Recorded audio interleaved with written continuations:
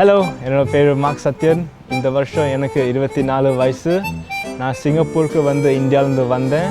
I just finished my national service and waiting for my university to start with Singapore Institute of Technology. 你好，我是欧宁飞，我今年30岁，我是在1998年从宁波来新加坡的。I studied in Rulang Primary School. I went to Hwa Chong, and now I'm working in Singapore.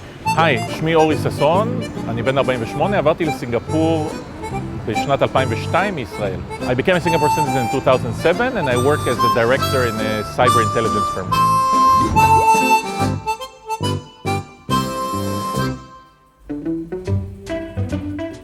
Initially when I came to Singapore, it was a bit hard to adapt to the culture and system over here. I joined in primary 4, so it was a bit hard to make friends because most of the students in the school already had their friends for close to 2 to 3 years. When you're in primary school, especially, I think a lot of kids, they just treat you differently. They'll say, oh, they want Chinaman, that kind of stuff. So they'll call you these kind of things, but kids do it, they don't mean what they say a lot of times. First time I came to Singapore was 1994. At that time, I think I wouldn't have imagined that I'm going to live here because it's very, very far from where I was born, where I was living before, and also because it's very different than what I was used to. Whenever I used to talk to my friends in school, they couldn't understand what I was saying. I used to have this, British English accent, and whenever they talked to me, I couldn't understand what they were saying because the Singlish was quite strong in their English.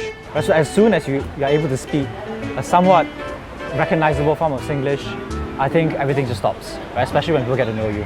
When I first come, I want to say Singlish. Then I learned that it's very important if you say la or ma or ho or whatever. And then my highlight of my Singlish, but I think the intonation will not come out correct, is this Hokkien song, Tsilang Tsipwa, Kamseng Beiswa.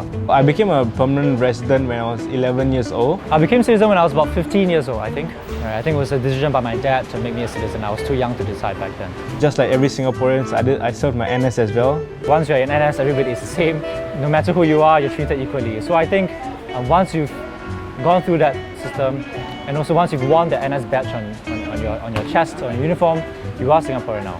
I don't think I face any cases of discrimination, both because I think it's a society which is very diverse, very respectful of different races, different religions. On the other hand, what I do experience is more related to the fact that many people will not believe I'm a Singapore citizen.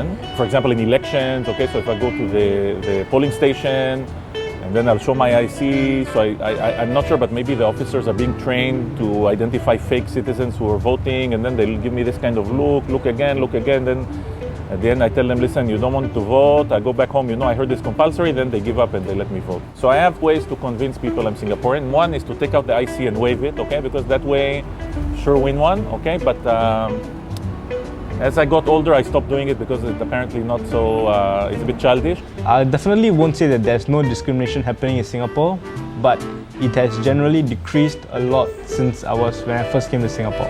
I would say Singapore is one of the best places in the world to live. The healthcare, education, social systems, they are all very well thought of here. It's far better than many of the countries.